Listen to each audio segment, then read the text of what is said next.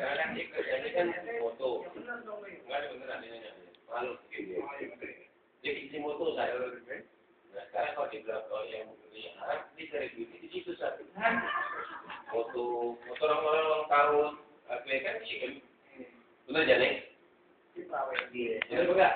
Benar. Nah, jadi gimana itu sih coba? Apa tuh di nanya? Gimana ya? Kalau semut aja kalau suhul nggak dapat makanan. Wala menjaga di ardi ila Allah. Wah, tidak ada binatang apapun di muka bumi ini ditanggung oleh Allah. Kemudian Rasulullah mengatakan, wa ma ja'alallahu rizqan fi haram. Allah tidak menjadikan rezeki seorang hamba yang beriman itu di langkah yang diharamkan. Tidak. Insyaallah peluang dagang, peluang bisnis, peluang usaha banyak. Kenapa kita harus terpaku dengan itu? Terkadang kita ini, pikiran kita dirasukin oleh pemikiran-pemikiran mulai dari yang haram menjadi susah atau kadang kita banyak mungkin pikiran yang secara langsung berkaitan dengan ini mungkin tidak ya. Tapi kita terpaku dengan itu gitu. Artinya, ini subulan aneh. Kalau ini nggak boleh, anak mau subul apa? Banyak. Wa ardullahi wasi'atun fatuhajiru fiha. Bumi Allah ini luas. Hijrah aja. Cari peluang-peluang. Selama niatan kita baik, kita mau menghindar dari sesuatu yang haram, tulus karena Allah, ikhlas, mencari yang halal, insya Allah dimudahkan dalam menuju ke situ.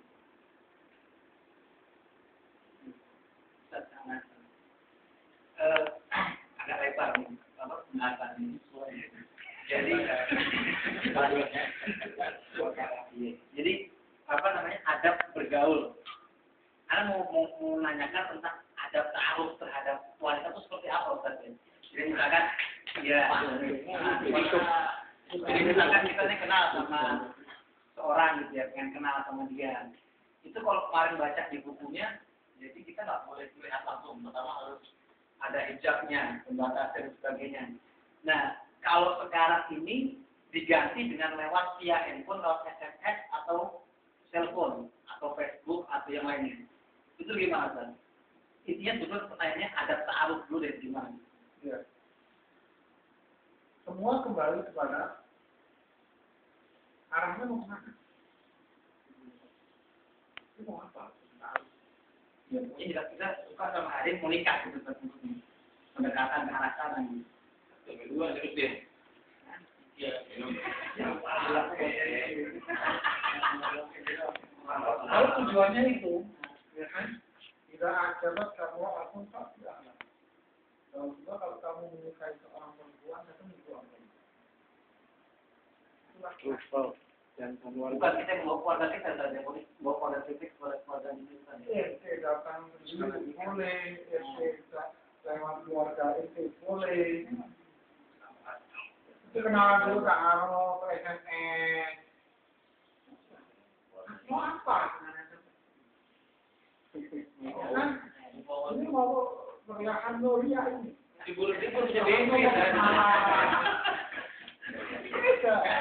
Kalau ini sudah melihat satu hari tahu melihat ini.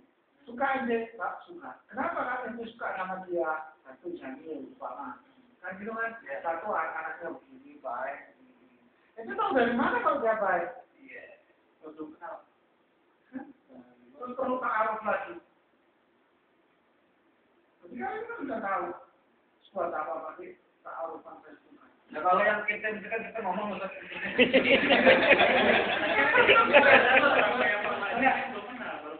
itu karena itu belum kenal, baru melihat orangnya, itu sedikit.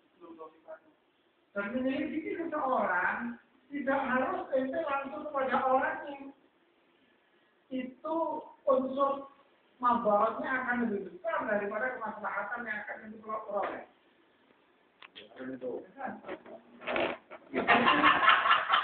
Ya kan? Yang naik iya. Gitu Karena contoh ini ya, nanti ente diminta orang. Ya kan? Ente anak tertua. Siapa ente alafu mau udah tua. Ente kan otomatis yang disuruh siapa ente. So, ente jatuh jam, perintah. Cara ente gimana? Ente nak perintah, ente mau enggak? Ya sama. Ketika ente melihat hari, ente samperin. Ya kan? Enggak kan? Itu ciri-ciri. Nah, cuman kita mau bilang, misalkan contohnya kita misalkan kita kekurangan, misalkan contohnya kekurangannya kita ada di kita punya penyakit misalkan Ustaz. Oh nanti itu bukan urusan yang kita sama dia. Walinya. Perempuan itu punya wali, dia nggak bisa berdiri sendiri. Perempuan tidak akan bisa berdiri sendiri. Di depan perempuan itu walinya itu yang akan memutuskan. Dia yang akan mendengar masukan-masukan perihal lelaki yang maju. Kekurangan apa? Kelebihan.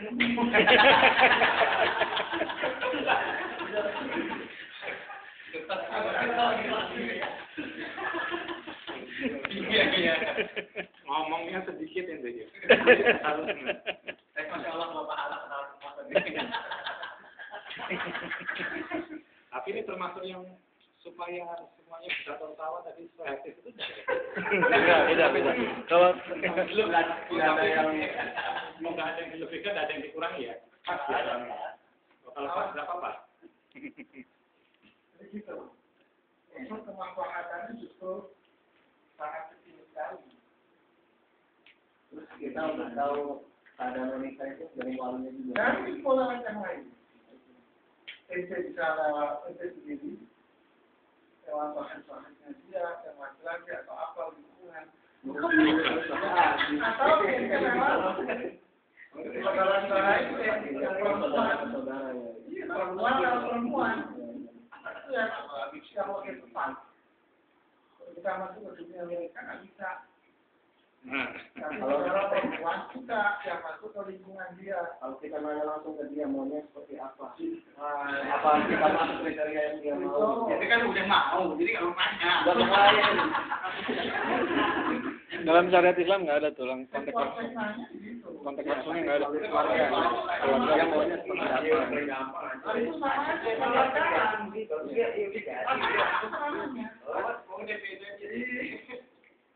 Apa bahasanya? Kalau anak-anak PKS, bahasanya bukan pacaran, taruh. Apa bedanya? Sama aja. Taruh, beda ini tadi bilang. Kita taruh kok, taruh. Pacaran. Sama nih.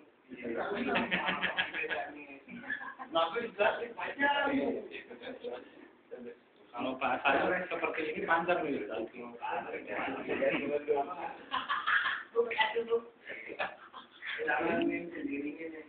Tapi ini berbagi.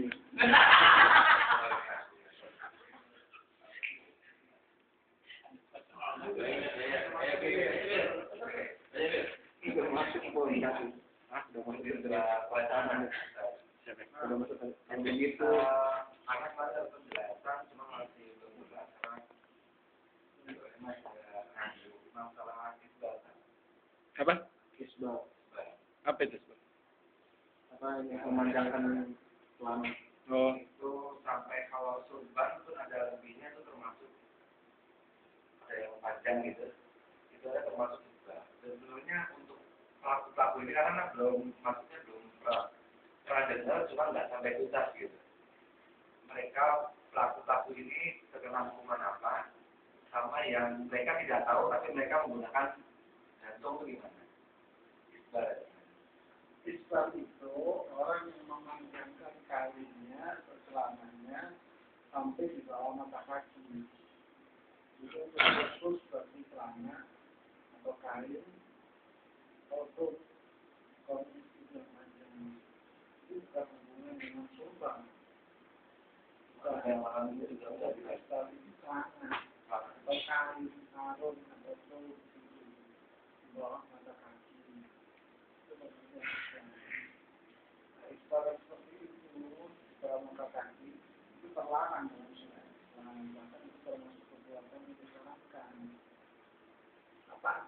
ancamannya adalah kata Rasulullah, "Fala la yaqulullahu yawmal qiyamah wa la yuzakkihim wa la yukallimuhum." Ada tiga orang nanti hari kiamat itu tidak diajak bicara sama Allah, tidak dibersihkan, dan tidak dilihat. Sesuatu terkucurkan. Di antaranya adalah al-musfir izawati, seorang yang memanjangkan kainnya nanti di bawah mata. Di hari kiamat dilihat enggak, diajak bicara enggak, tapi dibersihkan dirinya. Ancaman cukup yang sekali. Walaupun misalnya tanpa disengaja kan, dia tahu cuma karena nggak sadar tahu nutupin mata kaki. Kalau dia tahu, kemudian dia nggak sadar, nggak mungkin. Masuk akal. Kalau dia nggak tahu, nah itu mungkin. Dia nggak ngerti umurnya, dia melakukan tindakannya lagi. Dia nggak paham. Tapi kalau dia paham terus nggak tahu, apa? Nggak mungkin. Dia masih celana kok nggak paham. Sekarang kan yang ngatasinnya digulung. Ngatasin gunting. Digulung. Dari gulung, gunting. Jadi tetap ya digulung tetap nggak boleh walaupun sudah. Fungsinya nanti gulung-gulung artinya tadi nggak cuy. Mau seperti ini. Gunting, harus benar. Baru beli ya.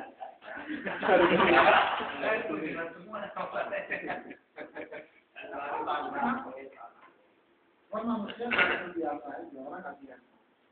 Kami enak, kantor. Digulung aja kali. Nakal-nakal ini nggak perlu diakalin.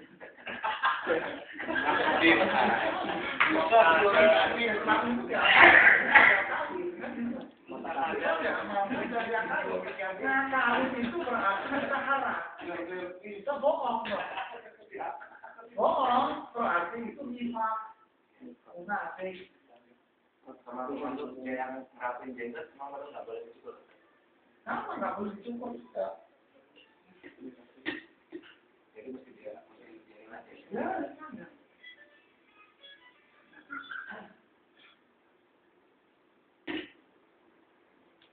Kaki itu sih ini sesuatu yang baik. itu bergaya.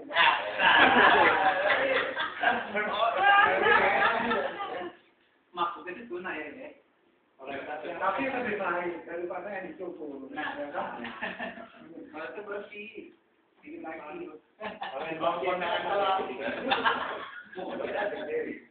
Sebenarnya sih, benar itu saya juga bergaya, tapi bergaya masih dalam sunnah. Enggak.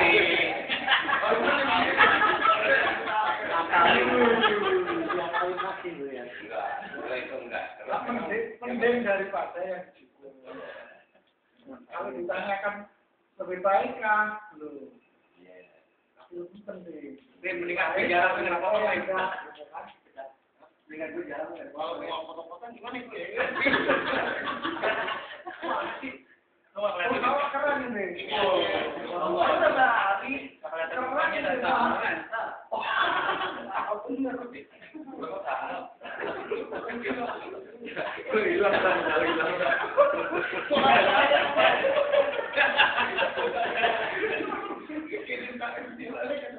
Dan memanjangkan jenggot itu diwajibkan para ulama, nggak ada yang mengatakan sunnah. Nggak ada para ulama terdahulu masalah mengatakan memanjangkan jenggot itu sunnah. Nggak ada. Karena Rasulullah mengatakan bentuknya perintah. Untuk usulnya halak musawar. Panjangkan.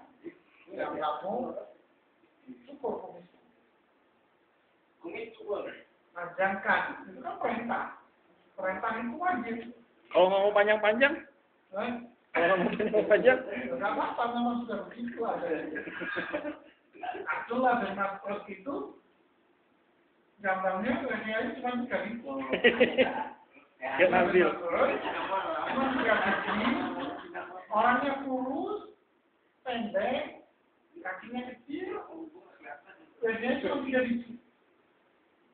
Atau sahabat yang lain ngeledek bahwa kaki Abdullah bin Mas'ud ini kayak kakinya kambing. Akhirnya Rasulullah mendengar marah. Kata Rasulullah, betisnya Abdullah bin Mas'ud itu ditimpang dengan perbuatanmu, sekarang betisnya Abdullah bin Mas'ud.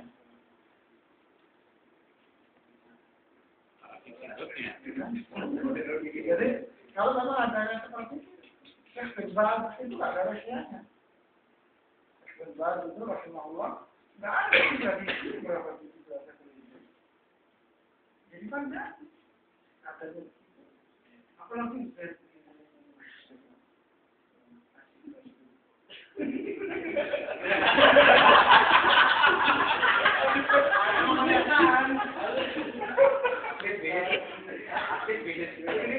ini juga kerja. Apaan? Nanya. Ini kan begini lah. Oh, tapi ini lebih baik dari karena tipis gini. kan udah baik, bagus kan. Ayo. Memang ini urusan dicari. Oh iya. Nggak gaya sih. Novel, ada yang mau ditanyakan? Oh, belum.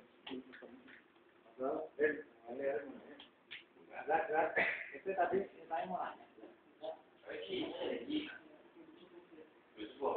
Kan semuanya ada metode gimana?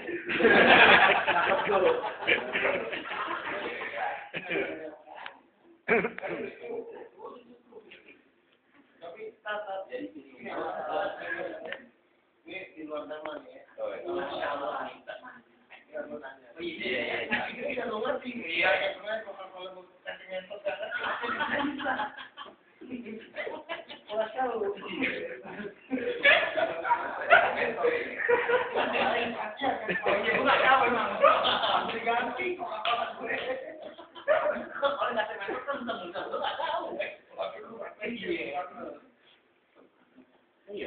Masalah ini dua tema ya. Ini kan kebanyakan Islam kan macam-macam nih. Ini masalah orang yang meninggal nih. Itu di kubur diajarin apa enggak? Dan ketika kita lahir diajarin apa enggak? Itu yang macam-macam yang ada yang iya ada enggak. Nah, hukumnya kayak gimana nih? Sebenarnya kalau Islam macam-macam. Islam itu satu macam. Yang macam-macam kita. Yang macam-macam itu. Kenapa kita macam-macam? Kamu belajar. Ya makanya belajar.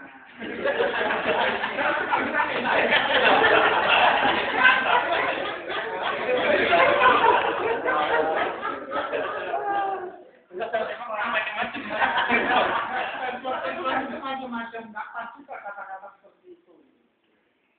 Masalah orang meninggal ya, ada enggak. Itu enggak. Kalau orang meninggal enggak diajarin. Kenapa? Karena azan itu buat orang hidup, bukan orang mati. Panggilan sholat. Yang ini alasan sederhana. Alasan yang konkret, nggak ada tuntunannya dari Rasulullah bahwa orang meninggal itu diajarin. Ini yang paling utama. Tapi kejadian tidak ada tuntunan dari Rasulullah bahwa orang meninggal itu diajarin. Nah, jadi termasuk perkara bid'ah. Kamu belum selesai. Sabar. Yang kedua, masalah orang meninggal. Orang meninggal ini ada perbedaan. Maka ulama sendiri berbeda dalam menentukan satu hadis. Atau kalau yang mengatakan boleh orang yang orang lahir diazanin, karena versinya Ibnu Qayyim itu mensahihkan hadisnya.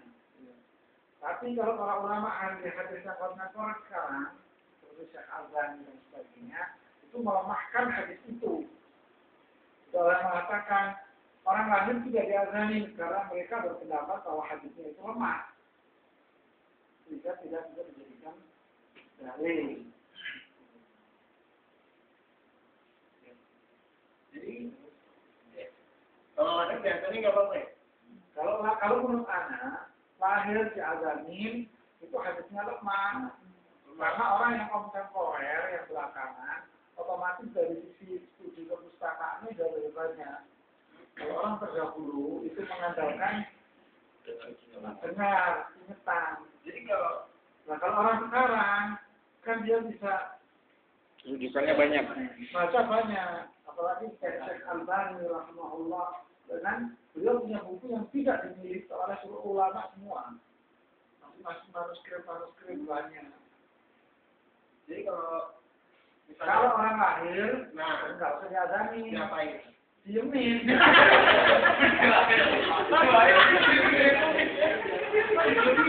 Kalau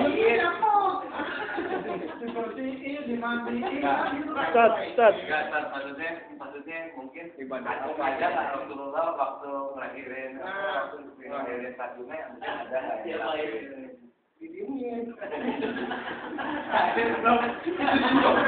atau mungkin Ustaz. Nah, itu hadisnya itu yang dilemahkan.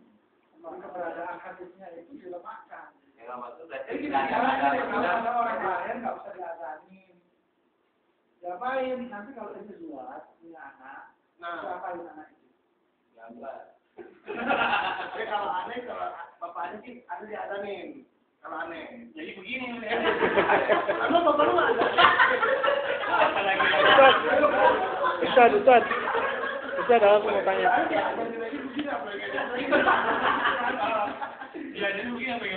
Ustaz, kalau bukan berupa kalimat azan gitu ya, bukan apa, bukan ajakan apa, bukan azan gitu ya, tapi berupa kalimat tauhid gitu. Misalnya asyhadu an la ilaha illallah, Allahu akbar gitu.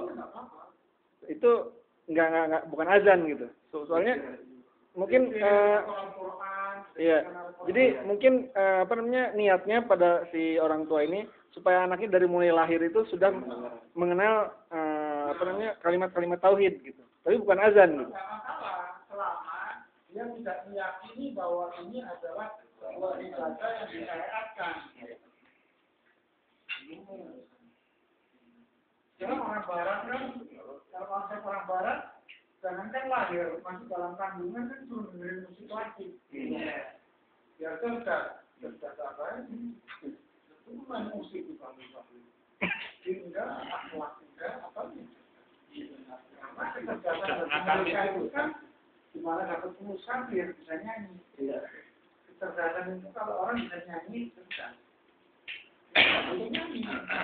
Orang cerdas bagi kita adalah orang yang mengerti agama. Akhirnya nyanyi agamanya. Itu sebetulnya hanya salah satu dampak dari hidup kita di masa sekarang yang jauh sekali terlepas dari syariat. Itu faktor utamanya. Semenjak kecil, semenjak dalam kandungan, begituan.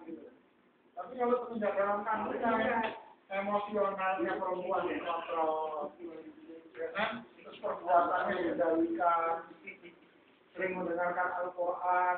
Otomatis itu kan responnya bukan buat diri perempuan yang hamil, tapi responnya kepada si bayi juga. Apa yang dimakan oleh seorang ibu, itu nanti akan dimakan pula oleh si janin. Apa yang didengar oleh ibu, didengar oleh si janin. Emosional seorang ibu, itu juga emosional si janin. Semua jadi satu tujuan. Kalau ibunya jarang sholat, ya anaknya nggak sholat. Disebutkan dalam hadis, walau zina syarru salasa. Anak zina itu nanti jadinya lebih galak daripada bapak dan ibunya. Tapi ini lagi dari zalim, kamu telah. Ya ada juga anak zina yang jadi bahaya, itu langsung neraka. Ya itu. Selama tidak diyakini bahwa itu adalah ibadah, mendapatkan pahala bagi syariat, silahkan aja. Lahir, ngaji, mikir, apa positif.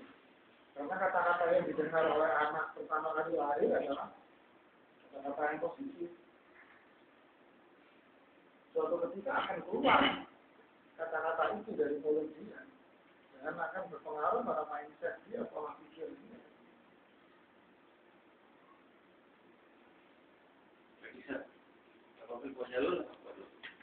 Maafin ya, kalau untuk mayat tiada itu kita ya, Kalau yang bayi diajakin, sama Hadisnya lemah.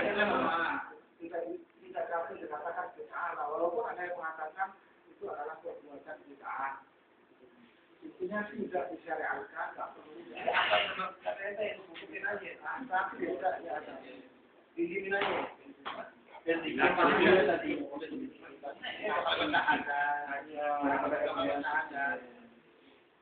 Kalau nggak dia, Itu panjang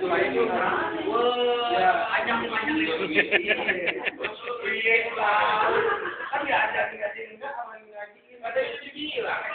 aku mau berjalan pikiran dia berubah kita nggak boleh mau kenalnya kan masih panjang mau baca saya baca jagoan ya ada pengajian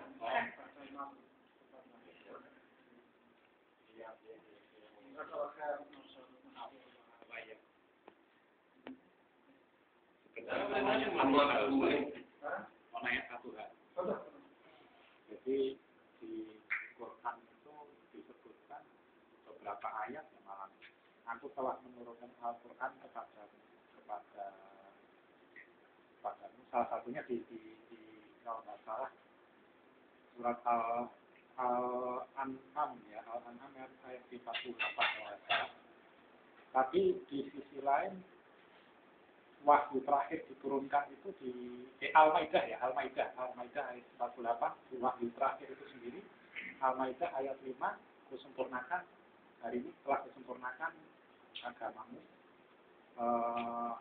kusempurnakan nikmatmu kepada ya itu ya Ustaz, intinya ayatnya seperti itu. Tetapi kenapa di ayat-ayat sebelumnya itu Allah menurunkan di artinya itu aku telah menurunkan Al-Quran kepadamu. Tapi kenapa di ayat di wahyu terakhir itu pada hari ini disempurnakan agamamu? Ya itu ada korelasinya seperti apa itu? Namanya Al-Quran kan juga satu kesatuan atau bagaimana yang disebutkan di dalam ayat-ayat itu? dua masalah yang berbeda. Apa ini yang dijadikan bermasalah? Yang pertama, Al-Quran itu sebenarnya sudah diturunkan sebelum Nabi Muhammad itu ada, jadi mungkin melalui malaikat Jibril dulu, tertahan di malaikat Jibril sampai ketika diturunkan satu persatu ayat-ayat sampai selesai, atau sebenarnya Allah mengeluarkan wahyu itu langsung ke malaikat Jibril langsung ke Nabi Muhammad. Para ulama tafsir itu mengatakan bahwa Al-Quran itu diturunkan dua tahap. Tahap pertama diturunkan sekaligus, yaitu yang disebut dengan Lauhul Mahfuz itu. Jadi Allah menurunkan sekaligus di Lauhul Mahfuz. Tahap dua, Al-Quran itu diturunkan kepada Rasulullah SAW lewat malaikat Jibril, tapi itu diturunkannya secara bertahap, yaitu pada kondisi-kondisi tertentu atau pertanyaan-pertanyaan para sahabat. Jadi Al-Quran tidak seperti Suhuf Nabi Musa. Suhuf Nabi Musa diturunkan sekaligus oleh Allah. Pada Al-Quran sekaligus ke Lauhul Mahfuz. Tahap kedua, malaikat Jibril membawanya kepada Rasulullah kasuistik. Kasus tertentu, pertanyaan-pertanyaan tertentu. Dari sini, jika Al-Quran diturunkan secara bertahap, otomatis ada pemula, ada penghujung. Kapan pertama kali turun? Ada yang terakhir turun.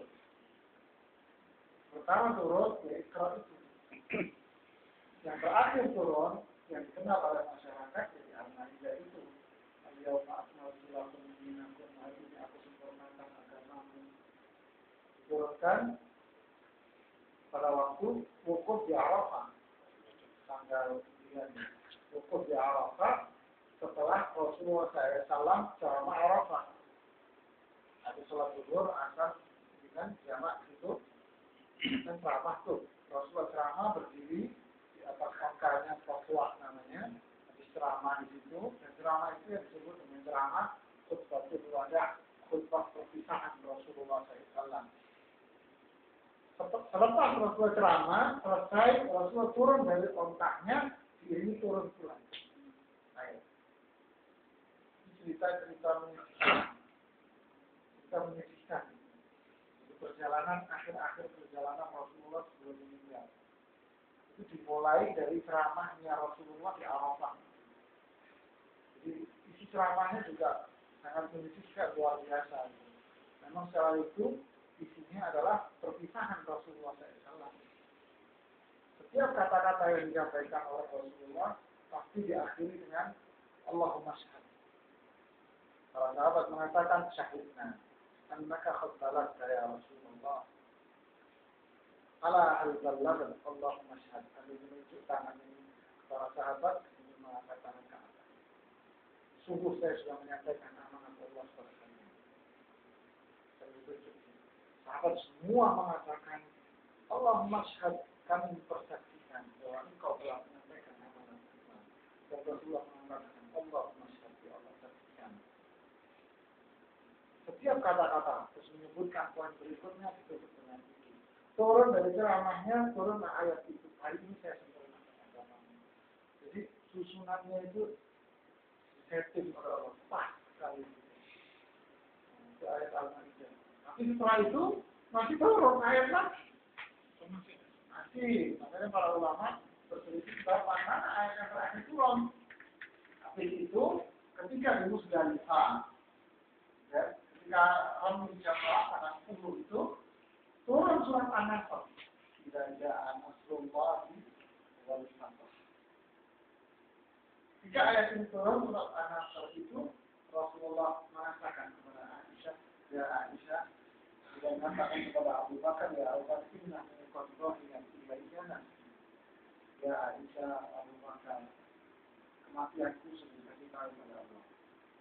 Surat An-Nasr itu turun sebagai isyarat bahwa kematian Rasulullah itu sudah dekat.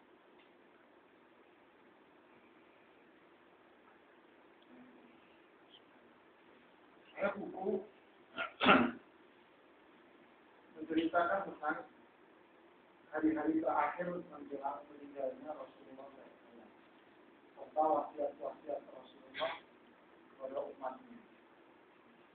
Dimulai dari haji wada sampai Rasulullah meninggal dunia di bawah dan di pangkuan Aisyah.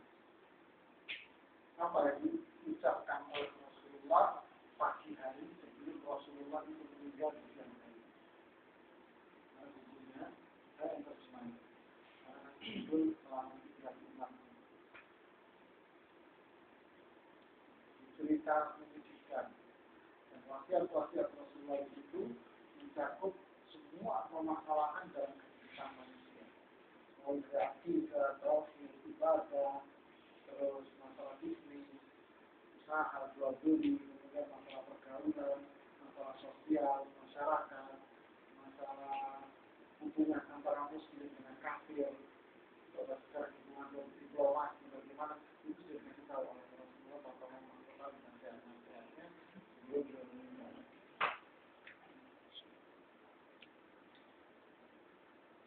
Menurut disampaikan 100 bukunya, luar biasa bukunya.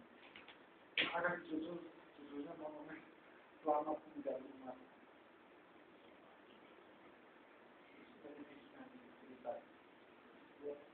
Kalau kita haji wada itu, kata Jabir bin Abdullah, waktu haji Rasulullah itu, kata Jabir, saya berdiri di dekat Rasulullah. Saya melihat ke depan.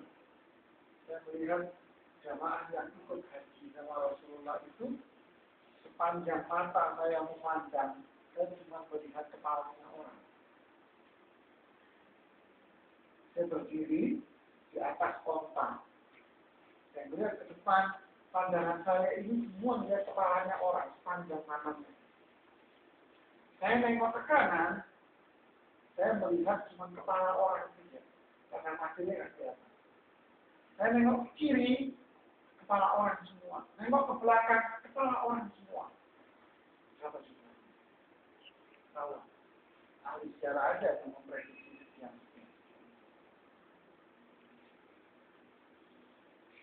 mulai panjang itu Rasulullah berceramah tanpa mikrofon. Penduduk Madinah mengatakan, seperti dikutip oleh Jabir bin Abdullah, ketika Rasulullah ceramah perpisahan di Arafah itu, habis sholat zuhur, ceramah, itu sahabat-sahabat perempuan-perempuan yang tinggal di dalam rumah, di dalam kamarnya, itu kedengaran suara Rasulullah seakan Rasulullah di depan.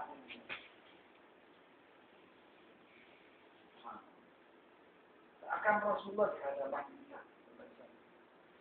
Semua mendengar. Dan semuanya hening mendengar ceramah perpisahan Rasulullah. Dan mereka tidak ada yang tahu bahwa ini adalah ceramah perpisahan. Abu Bakar, Umar meneteskan air mata. Yang pada teriak gembira. Dan dia hening mendengarkan ceramah. Mereka nggak tahu ini adalah ceramah Rasulullah mati.